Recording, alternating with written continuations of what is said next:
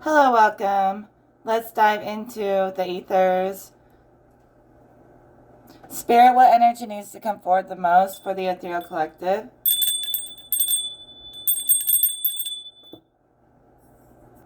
Someone could be being very flirty with you and making it very obvious. It's like they love you, they love your energy, and they're all over you. Maybe it's a connection that's been building for a long time and it's finally like showing itself. This person could feel like your dream come true. Not gonna lie. There has been like an unspoken bond between the two of you for a long time, but it's finally coming into being. They might have confessed their love to you, or you could have confessed your love to each other. And this could even be like a divine connection that serves the collective, that serves everyone. Like your love being on display, finally, it's actually going to uplift the whole collective. I don't want to say it will uplift the collective. I'm going to say it already is. Because everything you do is timeless and it's connecting to the quantum. So even when it's not obvious, it's already made an effect on consciousness in subtle ways. Your love brings healing to this world, okay? You may not realize it, but you're becoming the high priestess in the arena of healing, okay? You may be a very gentle soul. I sense there's someone here whose job, their mission is to heal karmic energy. So for them, like, they try to see everyone as having the potential to align to their highest self. And so they heal karmics. They're not always judging karmics. This person is not karmic. They're an angel over that energy. So like they show kindness to people who don't normally get to have that. And it's because like God gave them a very heavy mission to heal those who no one else seems to be able to heal. But they do. They hear a person's heart. It speaks to them. And they can go to their level and bring them up to higher places. This person doesn't like the kind of messages where everyone's being damned to hell. Those kinds of messages you see where it's like, oh, they're going to get their karma. Their life's going to fall apart. This person doesn't like that kind of ill will being spoken over other people, even if they do deserve it. So, like, they're very tender and angelic, and they're healing karmics and avoiding people who are trying to destroy other people's lives. They're like the repair person. When other people seek to destroy, they seek to repair and heal. This person could act like an angel to underworld entities. I literally see like this high vibing angel going into the underworld as a guide for people who are trapped in hell, whether it's literal hell, like they're in the hell dimensions, or it's just like hell within themselves as humans. This is an angel for them. So this person is acting as an angel and a high priestess or a high priest, but it feels feminine. She goes to the point beyond no return, where people are completely damned with no hope. She's like God's insider, like God's psychologist for the damned. And there is a point of no return, okay? It's when people get shunned by the Creator or by any gods. All the gods shun them because they never learn. They never correct their mistakes. They continue to do evil. And so, yeah, like when they go so far that they've sold their soul or they have no light left in them, once you put out the light completely, God is gone. Source is gone. Source is the light.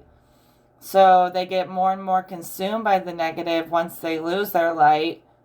And this angel is like one of the only ones who can do this job, who can go into the underworld and get people out Get them to realize their light. They have to realize the light in them.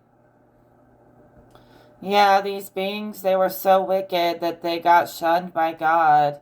That's the point of no return. When God no longer even looks at you, that's how ashamed he is of you. And of them, not you guys. And they did to themselves. They trapped their consciousness in these lower realms. You know, one thing about consciousness, it's infinite. So it can expand infinitely, but it can be contained when we, I'm not going to say we, because this is not a we situation. Their consciousness gets contained when they cut off the positive polarity. It's like they've literally cut off half of their being, and they're only on the negative. So they've limited themselves on how much love they can hold, and that stops them from expanding, because love pushes everything to grow. It needs warmth, it needs nurturing to grow. And when they cut off the positive polarity, there's no love there. It contains their consciousness. So when I say that consciousness has a container, it's just because people are so dense and low in their thinking that they've limited the love that could expand infinitely. So they got to break open their light and their love in them, and so they can reach higher levels of consciousness, higher thinking, because this low, dense, negative, evil stuff is not the way to think. It's not the way to be. They've glorified evil like it's a good thing, just to make themselves feel better about being so awful and malicious. They've glorified it like to make themselves feel better, but there's nothing more glorious than love. And so when we get into realms of pure positive energy, we're getting into realms of spirit, endless space to create, an infinite source and supply of energy. And consciousness is just as infinite. It's just that people are always putting themselves in limitations and boxes and forgetting about the love that it takes to expand consciousness. So they do it to themselves. They limit the love. So with enough love, we can even break out of thoughts and feelings and human things and be one with the source. Just this state of knowing and expanding. A state of bliss. Although change is always inevitable, so you can't be perfectly at bliss all the time. You got to work in and out of the systems of the mind and spirit. But in general, like if consciousness is reaching higher levels of spirit and heavenly energies, then eventually the mind will be like just as blissful as the soul. They'll be like blending together. So the mind will be blissful, the heart will be peaceful, the body will be stable. Everything needs the energy of source to be healthy. This energy of source, whether you call it love or whatever you want to call it, it grows and nurtures everything under it. Everything within existence is being nurtured by the source. So anyone who's cut themselves off from the source isn't being nurtured. So they get more and more wicked and fallen. So they have to reconnect to the source and break out of that box that told them it was okay to be evil. I mean, really, they hate God because God was always telling them it's not okay. And they wanted to hear that it is okay when it's not. So all these like demons or people, whoever they are validating each other that it's okay to be wicked because other humans said so. So let's just follow the crowd and be wicked and call it good. But when you talk to God, God is not calling that good. So there's something about, even if you could win the popularity contest and, be a smooth talker and say everything everyone wants to hear, that doesn't make it right. It's not always what people want to hear, especially when God is speaking. So there's people who are just trying to please other people's eardrums to get attention. They want to tell you about your horrible ex or how evil everyone else is, and people love that because they want to be the hero and they want their ex to be the villain. But for whoever we're talking about here, you don't like to see like humans trying to act like they're in charge of other people's lives. Even if someone did you so dirty, it's like you don't wish suffering on your worst enemies type of energy from you. So even if it's not the most popular opinion, you're willing to say what needs to be said, not just to please people's egos and agendas and ears, but because it's what they need to hear. So it's not what they want to hear, it's what they need to hear. Shout out to Dax for saying that. That's something we need to understand. And it's not always about like giving people what they need to please the crowd, but giving them what their soul needs to get out of those places where they've created a sanctuary in hell. And they've tried to normalize it. They don't see the line in the sand between good and bad. They've totally disregarded it to try to make themselves feel good for being evil. Like no one's going to judge them. They don't even believe God can see them. And maybe God has turned its eyes away from them, so now they feel even more like God's not watching. Ooh, we can do whatever we want.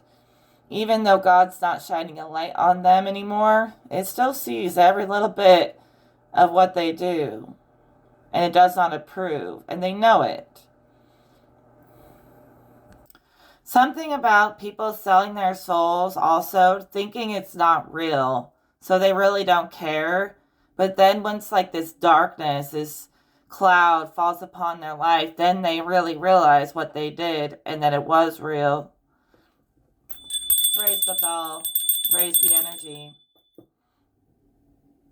So what I really think about consciousness and spirit, I just wanted to throw this in there. Consciousness is infinite when it's not being limited in its capacity to love and spread positivity, to stretch into the positive polarity. It's infinite in that way. And I would say realms of spill the tea, spill it. Realms of spirit are more eternal. So there's not really like a lot of consciousness in spirit. It's just energy, right? And a sense of knowing that you get from Creator. And then we use that Creator energy to dive into our creation and experience our creation. And that's all consciousness. Every little bit of it. So in the realms of energy, it's more eternal. It's like an infinite space. It's not really full of a bunch of stuff and creations yet. So consciousness is full of every creation, every co-creation. And it could go infinitely up or infinitely down. And the positive source is more so eternal bliss. And it doesn't really go low. Like it doesn't dive deep into the negative. Although there is a negative source polarity, it's like two separate energies. They cannot be merging. Like if two magnets, opposing magnets or whatever, they repel each other, the positive source and the negative source repel each other. So within consciousness, we get to experience them melded together as one. All kinds of good, all kinds of evil, all in one place, right? But in spirit, they repel each other. So, and the negative source is much lesser, is less potent than the positive source. But it does exist, okay? And I didn't even know there was a negative source until I was recently doing a bunch of journey work. And I see the negative source, although I haven't fully come to the highest awareness of it yet. It seems to be in like infinite fractal pieces, while the positive source is so complete and unified. Okay? So people who cut off the source, they're like super fractalized into a million pieces, so they never feel complete. It's so weird. I keep seeing this vision. I keep seeing a person who's like chipping away at their soul like it doesn't mean anything. And it's like they're literally pulling off these pieces off of their soul within their being. They look like pieces of glass, like shards of glass. And they're bartering these pieces and selling them for something. And they're like bartering with fractals of their soul, taking these pieces off until there's like nothing left. And then they wonder why they feel empty and they're trapped in the hell realms. They didn't think it was real. This feels like a long time ago. Like people making deals with pieces of themselves as if it meant nothing. But now this being is in the afterlife. Like, can you get my soul back for me? Like, can you do that? I'm willing to say no. They want to feel peace and return to the Creator. So they're being rejudged, like reevaluated right now by the Creator, okay? We could be talking about a King of Swords. So the King of Swords could literally be an air sign or just somebody very authoritative, very logical, okay? They logically thought that they were so logical, that's why they didn't believe in the soul. But now they do. They fear God. Like they have the fear of God inside of their whole being. I'm telling you. They're like begging for a chance to get the life review. And they're like, is God going to let me out of here? Like I've been here for so long. Like when do I get to leave? This person almost feels like trapped between worlds. Like they're portaling through dimensions really fast. Like at 1 second they're in the hell realms. Another second they're like trapped in between veils, trying to like travel the physical world, but they can't get through the veils. Then they're portaling in like all these different ways. It's like they're disembodied in fractals, you know? So they're like portaling through their fractalization.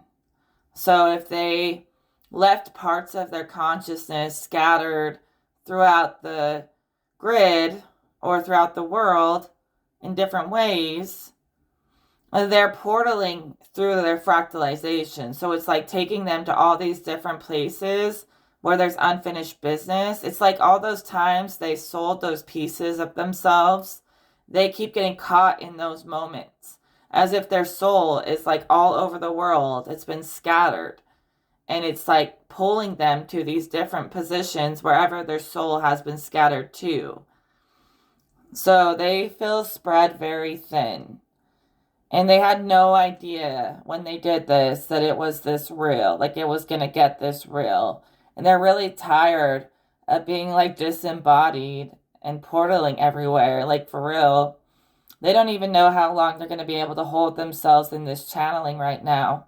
So that they're like begging me, like, do I get to come out or not? Like, don't play me. Like, I really want to know. What do I have to do? Because I'm wondering if they need to collect all these pieces or if there is a way for them to just get a get out of jail free card. That's not on me to decide. Let's see what God says. Yeah, they're definitely feeling spread too thin by these sketchy deals they made. And they feel like they're dealing with it alone. But I do see a light starting to open. Like they're stuck in between this layer of two veils. It's like they're in between a wall almost. But it's like these two misty, wavy, like dark colored veils. They're like wispy and almost translucent, but black colored. And they're like in between these two fabrics trying to get out. And there's like this opening, ripping open in the fabric. And a light starting to shine in.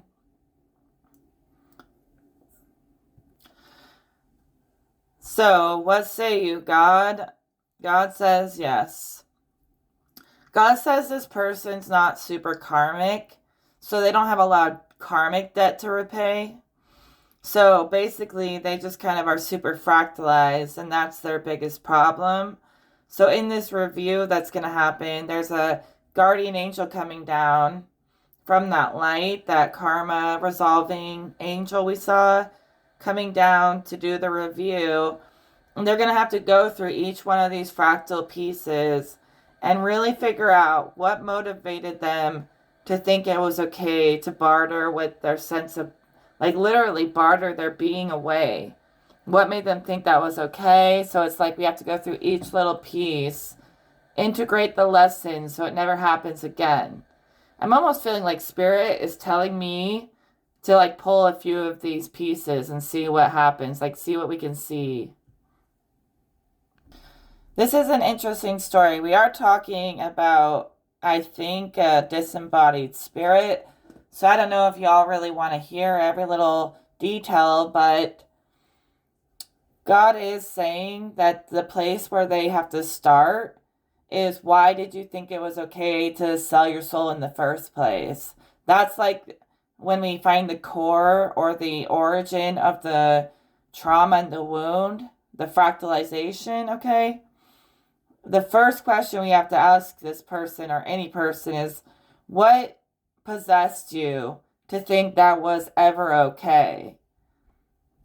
Spirit also says, staying in balance with both sides, with the light and the shadow in harmony, God will always be watching over your life, okay? Even if you're not perfect light, just make sure you have both, and make sure you're not letting deception overrule truth, okay? Truth will always shine brighter and be clearer than deception. So deception comes with this icky feeling. It's just like this yucky feeling, right? And anything of God, even when it exposes deception, isn't going to make you feel horrible and yucky. So you may see people who just try to bash other people or bash people who have made mistakes, people who have fallen into the underworld, people who have sold their soul. Like, they're so heartless that they literally just make their life worse. But for you, like, you make everything better. So God truly says, like, stay in this place of balance and then you'll be good to go. I mean, this person that we're talking about literally looked at fragmenting and selling their soul as a business agreement, like a business deal. It's literally like sometimes you don't know what you've got till it's gone. That's for like atheists who don't believe and then end up in this state of damnation. Then they start to believe. Even the fact that they didn't fully believe in God is part of the reason why they ended up in between veils. Because it matches where their consciousness was at, was in between belief and in between worlds. And so they ended up like in between veils. Everything in the afterlife reflects your state of being and your state of consciousness. It extends into the next form. Things are always just changing form constantly. So even without a body, you're going to change into new forms and morph into new forms that reflect your state of being. So if you're connected with your soul, you might travel into spirit. If you're a very mental person, you believe in the mind more than anything else, you're going to stay trapped in kind of this labyrinth that the mind will create for you in the afterlife. If you don't believe in anything, not even the mind, you might just get absorbed by the earth and become like nothingness. It really directly reflects your beliefs. And there's infinite places to go. There's so many different heavens. One time I went on an adventure exploring heavens. You wouldn't even imagine. There's so many different kinds. There's literally like a heaven and a hell for every different person. Reflect them. But there are collective ones. When people believe in things as one in collective ways, they can go to the same place. But people who don't believe in what everyone else believes in, they can literally create their own afterlife, their own heaven or hell. But you don't want to be alone in the afterlife. So that's why a lot of people cling to religions, because it feels safer, like there's a promise of something after. But again, we could build a heaven, a new religion for anyone that wants to go to it, based off what we create, whatever God allows us to create for ourselves. We can jump into our creation and be the creator. or you can go to a heaven where someone else created it for you. But everyone's belief, every religion is a cult. There's no, like, it's really strange to me because some people will be like, well, Christianity, it's not a cult. And yet they'll call my religion a cult. Christianity or anything else is a cult too. It's just like more widely accepted. But it's still a cult just like anything else. It's a culture that many people have built and put belief in. It doesn't make it right. It doesn't make me wrong. It doesn't make me right. It doesn't make you wrong. Every belief system is a cult. Okay? Some people just accept it. Other people don't. Alright, so that being was released from isolation. This being that we're talking about, really, they vowed to change their ways. They vowed to God, but they don't want us, interfering. They want to talk to God. They're finally ready to surrender to the Creator. And they don't want to live in fear. They want to be, close with God, have a relationship with God. So that's what they're doing. They didn't even know you could be friends and have a close relationship with God. So, now they're realizing that God loves them. And this spirit could have been, haunting you a little bit if this reading resonates. Because I heard, the walls have eyes.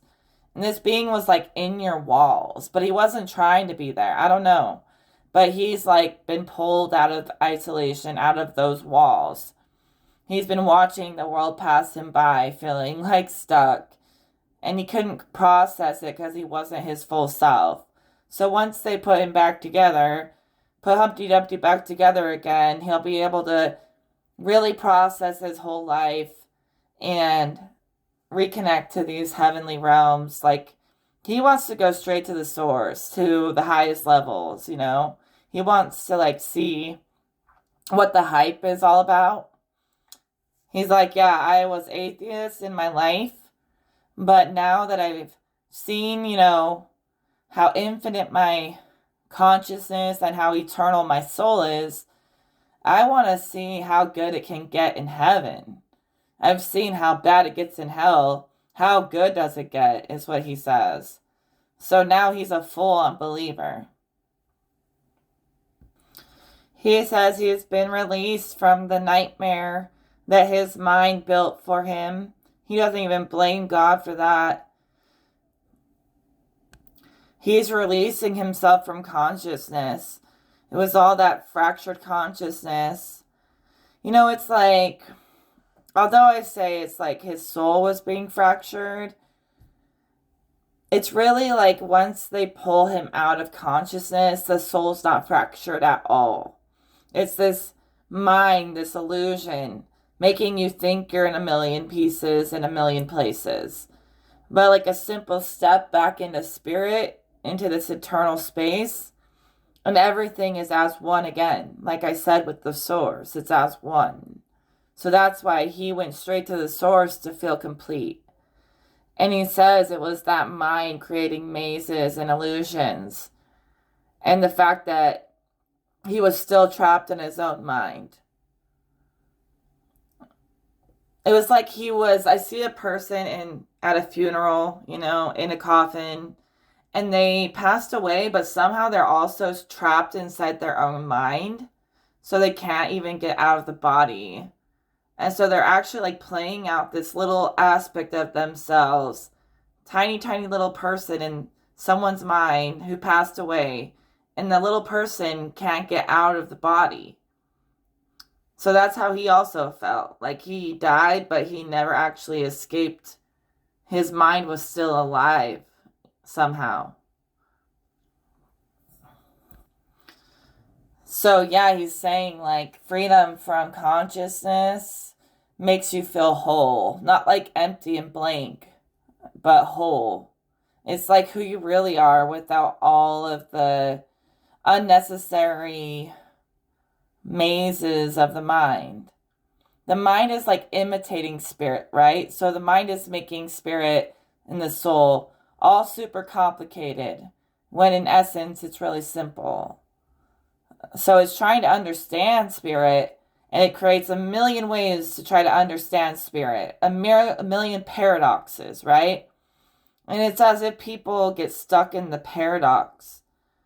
And that's just the mind trying to comprehend something so much greater, which you are a piece of something so much greater than what the mind is trying to comprehend. Just think that you are the thing that all of consciousness is trying to comprehend but can't. And the mind could never fathom the totality, the greatness of spirit. So even trying to do it that way doesn't work. So he's totally released from that maze, and it turned from a nightmare into a dream come true, like dream come true, finally. And the only reason he was able to be freed was because he wasn't really a bad person. He just made a bunch of really shady business deals. Like, that's truly what happened with this spirit in particular. So he wasn't necessarily bartering with his soul, more so fracturing his consciousness. Okay, that's clarity that Spirit just gave us, because Spirit says that the soul doesn't fracture in the same way. The mind will make you think it does, but it doesn't. I'm happy for this Spirit. I'm glad he figured it out.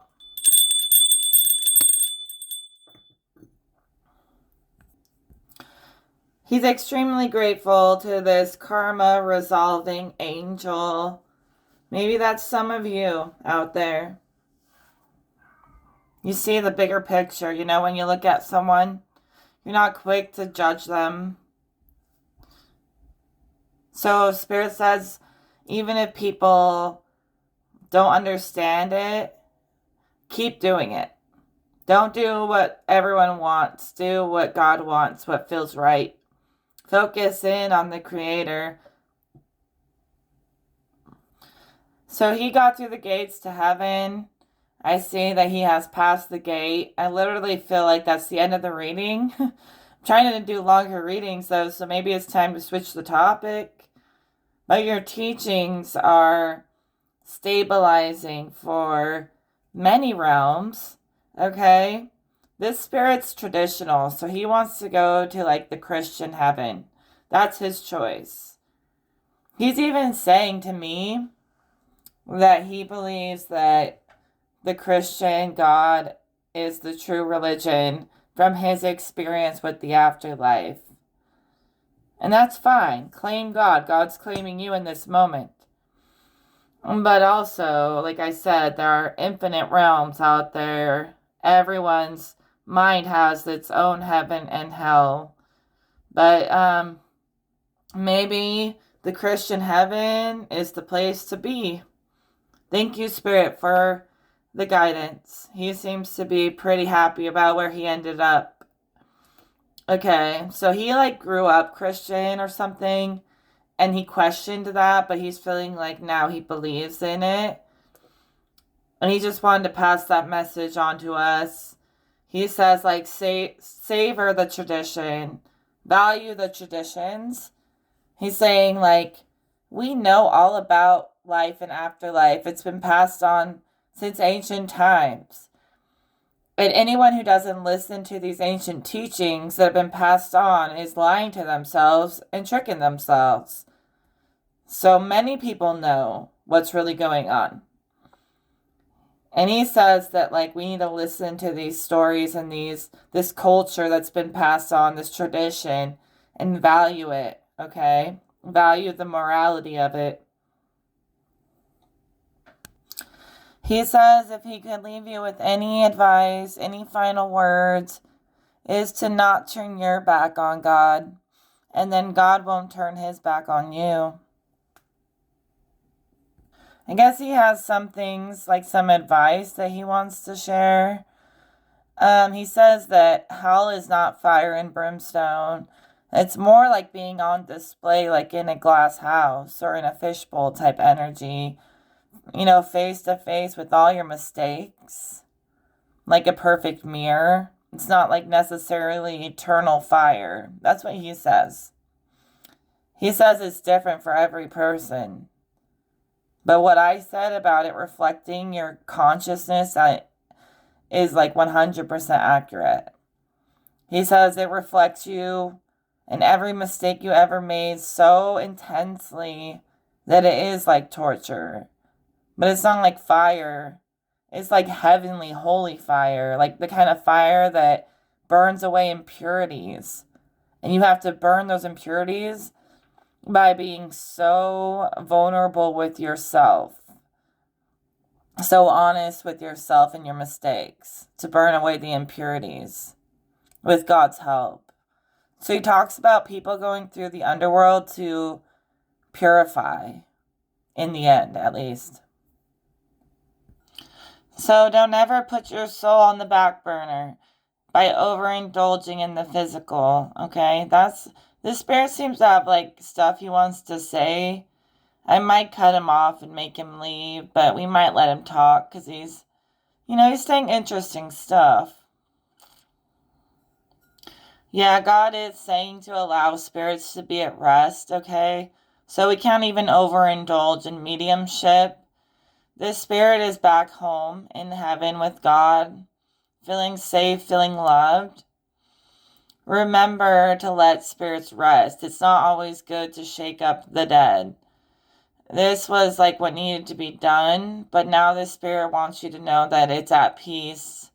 It's settled. I know it was kind of scary talking about them being trapped and yada da, but they want you to know they're at peace now, not to blame yourself because maybe you were like worried about this person if you knew this person in life, that they wouldn't have a good afterlife because they weren't a believer.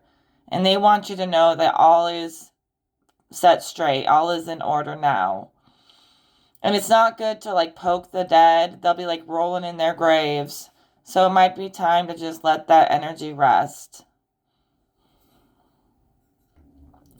I mean, your crown, it's going a little crazy in the best way possible. You are bringing the magic.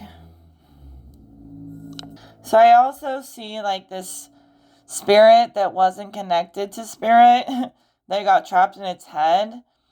Its crown was closed. So I also see like when somebody passes away, they exit the body out of the top of the head. That's what I'm seeing. And it goes through the crown and connects to the source. So the crown is like the middle ground between spirit and consciousness, between the mind and the source. So when the soul leaves the body, it travels through the crown, through this veil in between, and it goes to spirit. But you have to have your crown open, like an open portal, or you can't exit the body. So a lot of them, they don't believe in source, so their crown is closed. And that's why they got trapped inside themselves. But yeah, you worked a miracle today. Not just me, but all of us with this energy. She working that back, don't know how to act. Slow motion for me. Slow motion for me. So I don't know where that came from. I was hearing slow motion for me. Slow motion for me. Yeah, this spirit, or like not just this spirit, but a lot of people feel like they're moving really fast. They could feel like they're in many dimensions at once. They could feel overstimulated at times. And so we're slowing it into the present, right? Yeah, it's like being rebirthed back into spirit. So it's like we go through a birth into the physical where we leave spirit and we birth into the material plane. And when you pass away, you have to be rebirthed back through the crown to spirit. And some people truly don't believe in this. They think it's all woo-woo. But they will learn the hard way. We just learned from a spirit themselves that it's not fun to be disembodied and to be like half a person. So screw the naysayers and the skeptics. They'll learn in the afterlife. There's nothing I could say to them. There's nothing anyone could say to them to make them wake up to reality. So they will learn the hard way because their greed is going to block them from ascension. That's just the way it is. Just like this person was blocked from ascension because of his shady deals and his greed. Someone else will have to learn the same lesson unless they learn right now, right here. You know, the spirit world, the soul, it's not woo-woo, it's not magic. It's extremely real, okay? And if you can't feel that, you probably had past lives where you were exactly as you are now. You didn't believe in an afterlife, so you came back to this plane over and over again because your crown was closed in many, many lifetimes. This is for like an atheist or something. They have kept themselves closed to spirit for many lifetimes, and they just keep reincarnating, and they're starting to think that that's normal because they think that it happened to them, so it must be universal for everyone, when it's not universal. It's unique for each person. So they're trapping themselves in a reincarnation cycle simply because they're limiting their love and they're closing their minds. You got to climb dimensions to get where you're going, okay? And to climb dimensions, you have to have more dimension to your soul self. So you want to make the interdimensionality of your being very beautiful so that when you do travel on, you're going to be going into worlds that reflect what you want and what you deserve and what you really need. You know what I mean?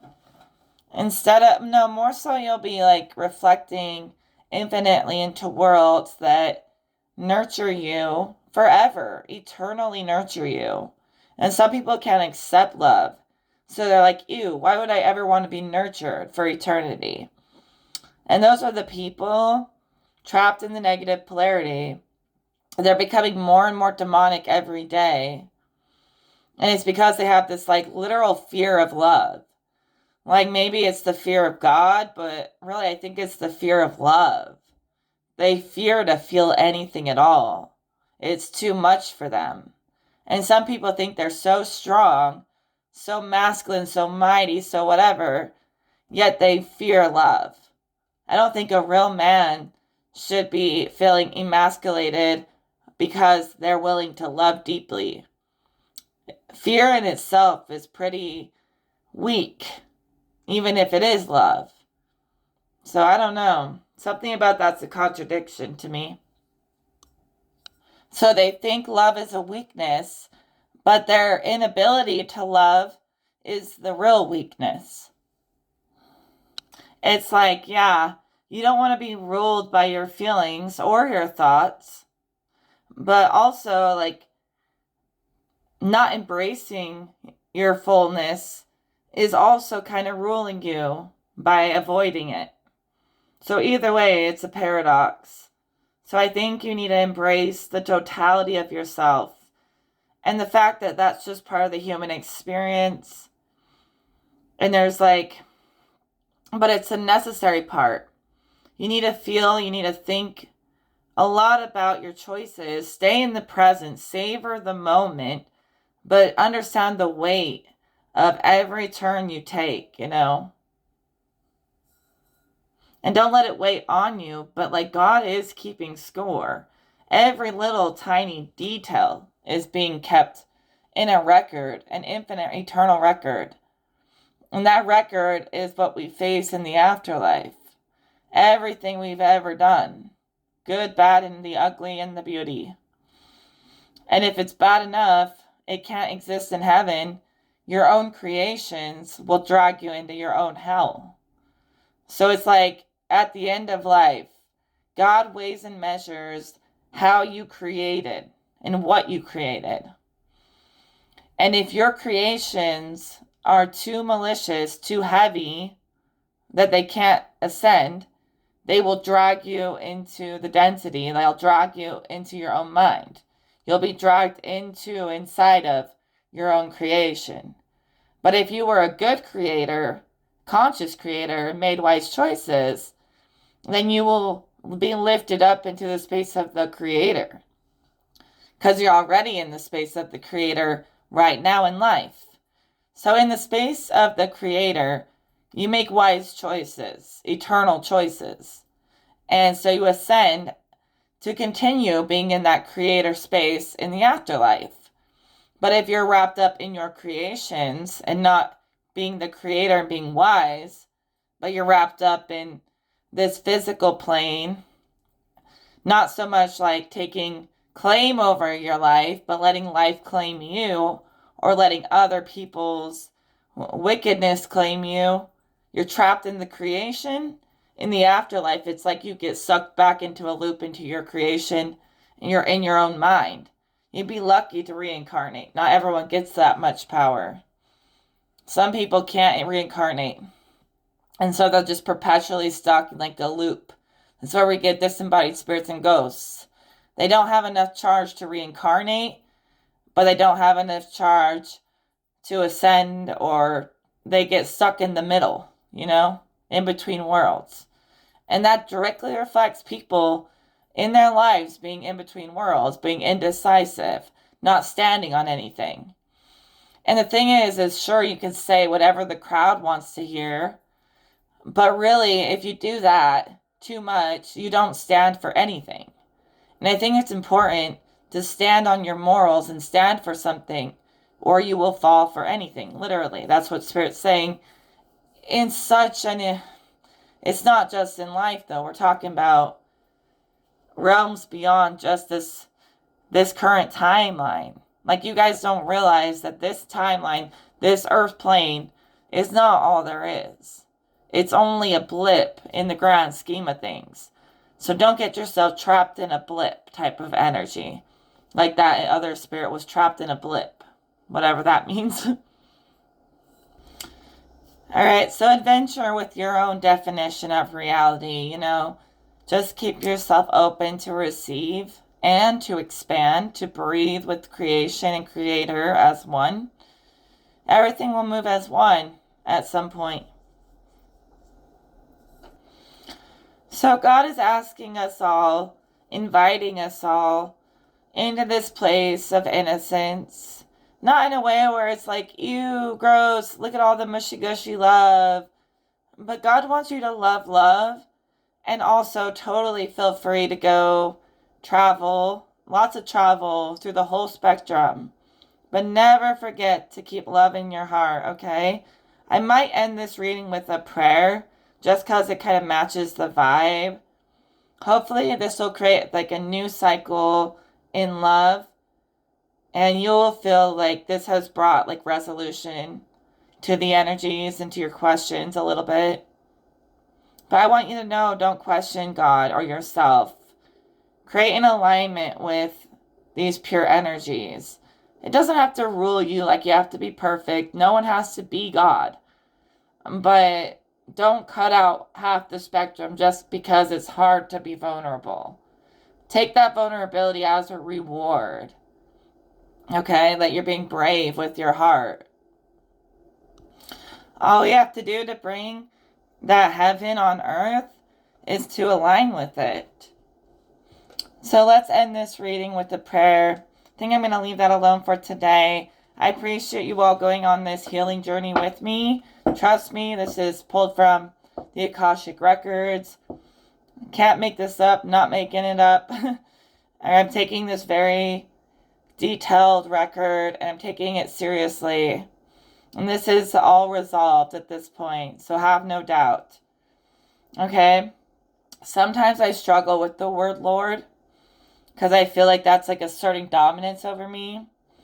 But anytime I struggle with an energy, I will study it. I will embrace it until it's no longer making me uncomfortable. Because there's no reason to ever feel uncomfortable. So we're going to say the Lord's Prayer, which I say this one often. And I'm accepting like that there's an authority that doesn't want to harm me. You're either on the good side or the bad side of God. You're either like God's something you should fear, or God is your best friend. And God is my best friend, but I've had the fear of God in me before too. And I think it's kind of necessary sometimes just to keep people from, running around causing destruction to everyone. They have to have some kind of fear in them or some kind of promise in them.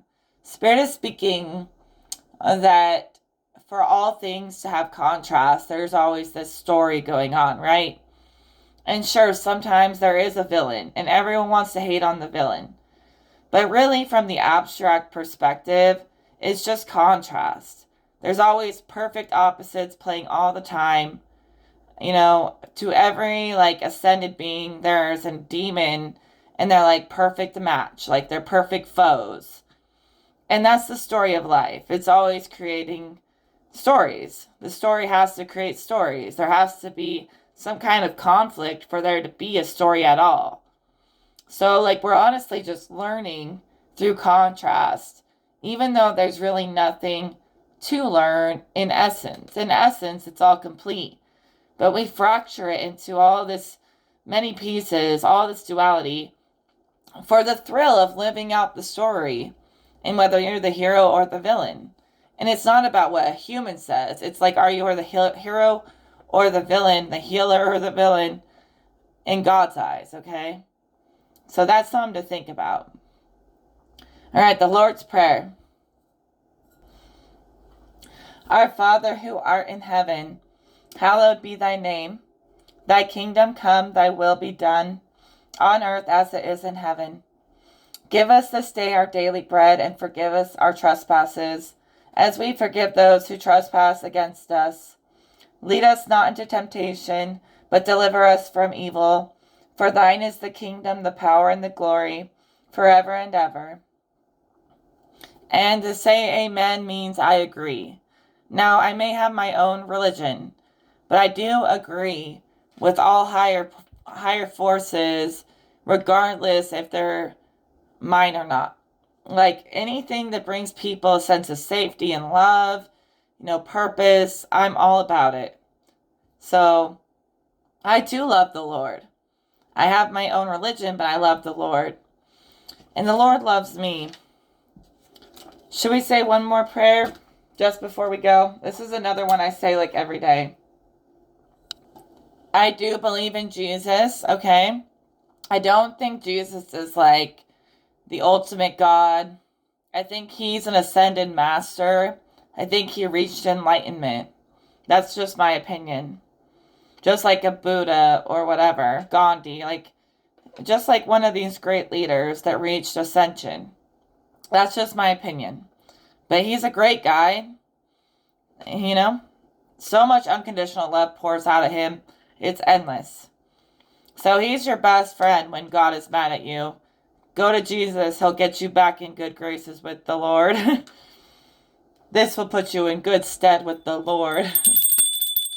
Hey, what are we going to say? Let's say a prayer. All right, let's close on this energy, guys. Say it with me, even though you don't know what I'm about to say. So just listen and integrate if you want to. Don't have to. Christ be with me. Christ within me. Christ behind me. Christ before me. Christ to win me.